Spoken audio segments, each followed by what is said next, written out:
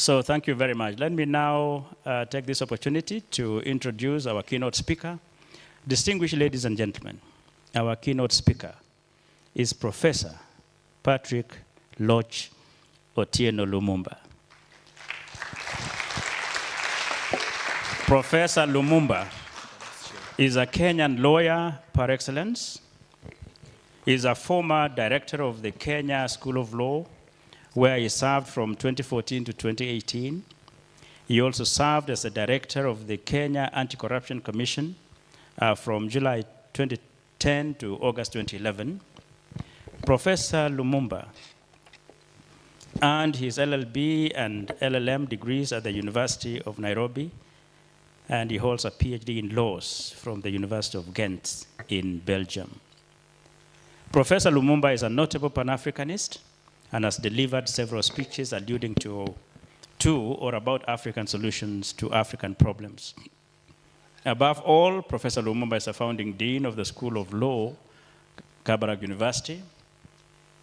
He served in that capacity from 12th of May 2010 to December the 2nd, 2013. Professor Lumumba is a man with green hands. The seed he planted in this university germinated as a Department of Law in the School of Education. The seed outgrew the School of Education and was transplanted as a school of its own, known as a School of Law. We are blessed and honored this morning to have Professor Lumumba as our keynote speaker. Please help me in welcoming Professor PLO Lumumba to the stage.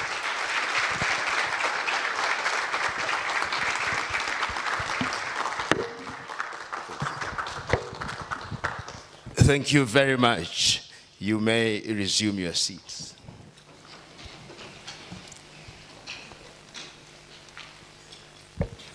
If I was in Nigeria, I'd say I stand by the protocols already established. But I would then proceed to recognize the Vice Chancellor of Kabarak University, Professor Kiplagan. Permit me also to recognize the DVCs here present, Professor Chola, Professor Chepkilot, and also to recognize my very good student, Professor John Osogo Ambani, as indeed I must recognize Professor Kipchumba, the Provost, my good friend Reverend Mutuku, and Professor Wanyama, and the leadership of the Alumni Association and the alumni and those who have yet to graduate. It gladdens my heart to be present in this assembly. For purposes of history, I've written a long speech which will be circulated so that this matter is actually immortalized in the written word. What I'll do, therefore, is simply to share what I consider to be the key issues, starting with how I became the founding dean of this institution. Many may not know, but it happened in very interesting ways. The first time I met the late President Daniel Arap Moi was on Sunday, the 9th day of December, 1984. I was then a student leader at the University of Nairobi, and President Daniel Arap Moi had been invited by the then President of the United Republic of Tanzania, Mwalimu Julius Kambarage Nyerere. The students at the University of Dar es Salaam asked that the student leadership at the University of Nairobi be invited to accompany the president. And the president approached us through the then Vice Chancellor of the University of Nairobi, Professor Joseph Maina Mungai. We were invited. We did not have passports. They were processed very quickly, and we accompanied President Daniel Arap Moi to Dar es Salaam. But we were amongst the crowd. And I remember the then chair of the students' body of Dar es Salaam, John Agrimwanre, stood to address the audience. And after he had addressed the audience, he invited me to speak. And I spoke in Kiswahili. And when I did, Mwalimu Nyerere said, "We Mkenya, unazungumza Kiswahili kizuri namna hii. Umejifunza wapi? Naomba kukuona baada ya mkutano." And Nyerere then asked me to remain and to go to Nairobi the following day. I think that is when Moi, the president, then said, "Who is this young man?" And he's recognized by a foreign leader. The following day, on Tuesday the 11th, he invited us to State House in Nairobi. The rest then became history. We graduated and joined the profession. And in 1990 and 1991, I then joined the Council of the Law Society. In those days, people did not vote or campaign in the manner that I see. Voting was by post. And we were very few of us in those early days. I remember the council at that time was myself, Paul Kivugimwite, Willie Munyoki Mutunga, Paul Kagwe, Martha Karua, GBM Karaoke, and of course, Gibson Kamau Kuria. That was our council. And this was in the run-up to the multi-party elections. And if you read The Advocate, which I edited, The Advocate, the magazine of the Law Society at that time, the version that I edited on the 9th of November, 1992, you will see how we were involved in that process. I say this because it is relevant. It is during that period that I started something that I continue to do today, to write letters about things when I'm dissatisfied. I wrote a letter to President Daniel Arap Moi at a time when individuals had been detained. And I said, this was my letter, I found it recently and it's going to be part of my book to President Daniel Arap Moi.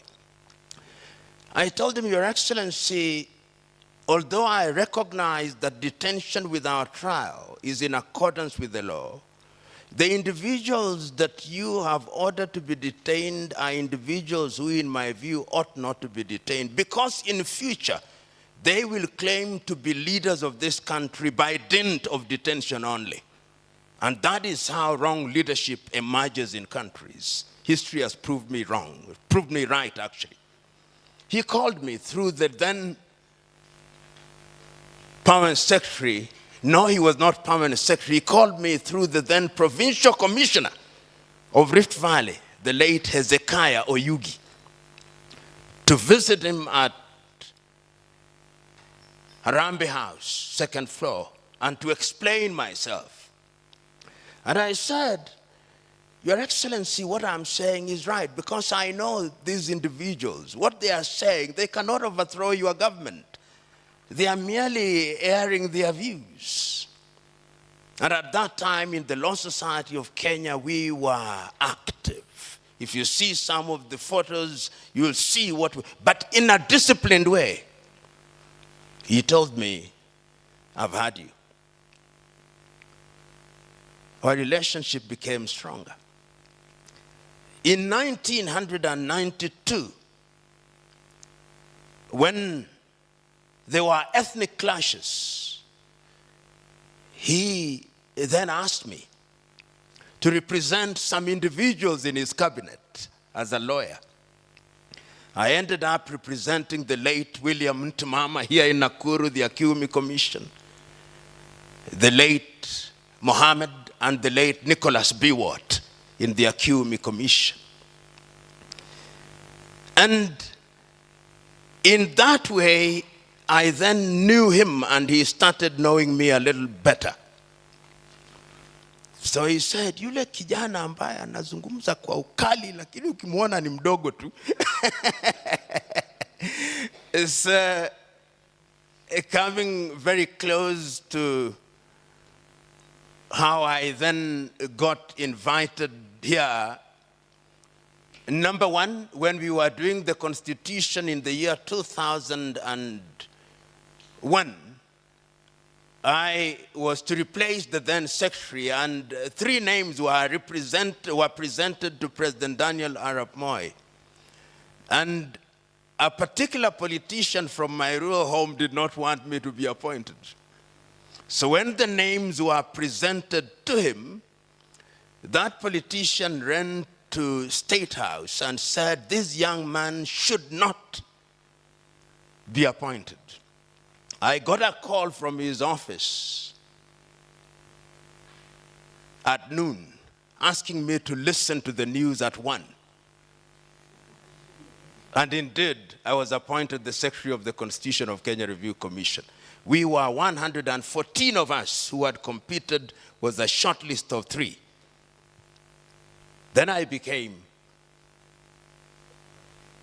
the Secretary of the Constitution of Kenya Review Commission. And in that regard, President Daniel Arap Moi knew me. And once again, after I'd gone through the process, the president then did, after I'd gone through the interviews, considered me a friend. And when he wanted to found the school, he invited me at his residence here in Kabarak. And he told me, I want you to come to Kabarak and start a law school. But I said, Your Excellency, your salaries are very low. How will I survive in this arrangement? And I'm not just about to abandon my practice. He says, wewe kaa kimya. Mishahara itakuwa tu hivyo ili isiharibike kwa makaratasi, lakini nitakuwa na arrangement nje. And indeed, during the entire period, my salary, unknown to Ronald and unknown to everybody else, I was paid salary like everybody else, but every 3 months, he gave me a check of $500,000. So that is how I became the founding dean. And in many ways, I started asking my students, my good friend Ongoya is me who asked him to come here. I'm the one who asked Professor Musili Wambua to take over. And it gladdens my heart, therefore, as the saying goes, there is no greater recompense for a teacher than to produce students who surpass him or her. And I must say that what I've seen here is a testament to the fact that when you have things done right, they turn out right. In those days, the good professor here was the head of the high school. And even in those days, the high school had the highest reputation. It was an academic mecca because he presided with distinction. Professor Ochola was right. Those of you who are students of Greek mythology will remember the origin of the word Midas touch. There are those who, whatever they touch, turns into gold. Professor Kiplagan is such a one as that. And you can see what has happened with this university. And he has a knack for identifying the right people. Professor John Osogo Ambani stands out as one of the most prolific academics in this country. He writes, the mantra in the academy is that you publish or perish. And he publishes. But it would be remiss on my part if I did not mention that when I came, the gentleman who received me was now Dr. Nyagaka, the Honorable Judge. His humility personified. And he continues to serve with distinction as a judge and as an academic. That is rare. So we are here today to remind ourselves that it doesn't get wrong, it starts wrong. It started right, and it will continue to be good. This university now stands out and shines like a pink poodle in a manner that is unique and titillating at once. Unique because there is no shortage of law schools in this republic. But they have distinguished themselves not by saying they are good, but by doing things that make them good. It is the great American essayist Ralph Waldo Emerson who is reputed to have said that when you make a better mousetrap than your neighbor, even if you live in the woods, the world will make a beaten path to where you live. Today, the world is making a beaten path to Kabarak Law School because you have made programs that are unique, because your delivery is unique. And if you ever doubted your uniqueness, that you are competing with your village mates and that you are a village champion, no, you are not. You have gone out there and amazed the world. That is why we can point out to these young ladies, you went to Nuremberg and the world said, behold, a great lady. You went to South Africa and the world had no choice. Grudgingly, they said, behold, a good lady. And as the Vice Chancellor said, sooner rather than later, you will go out there and the world will have to say, behold, a great law school. I look forward to those days. We live today in a country where we are suffering from what I call moral relativism, where there is no truth, the truth depends. But it gladdens my heart that here, the truth does not depend. The truth is the truth. And that is drawn from your biblical perspective, because there are moral anchors. There are things that you will not do because they are not the right things to be done. It used to be said, and I think it's Luther King who said it so very dramatically, that cowardice asks, is it convenient? Vanity asks, is it politic? And of course, egoism asks, is it popular? But conscience asks, is it right? Here, and you say to yourselves, it is ethical. No country, no people can live without having certain ethos.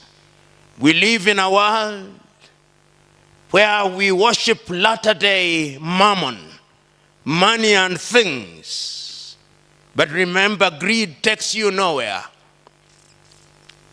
Solomon to whom we attribute unparalleled intelligence, said, it is vanity of vanities.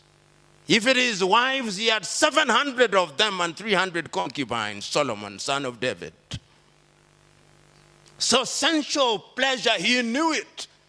You pretenders will never reach that space. If it is material wealth, he had it. But ultimately, he says, vanity of vanities. So go out there as you serve. Ask yourself the immortal question. Is the society better because I lived?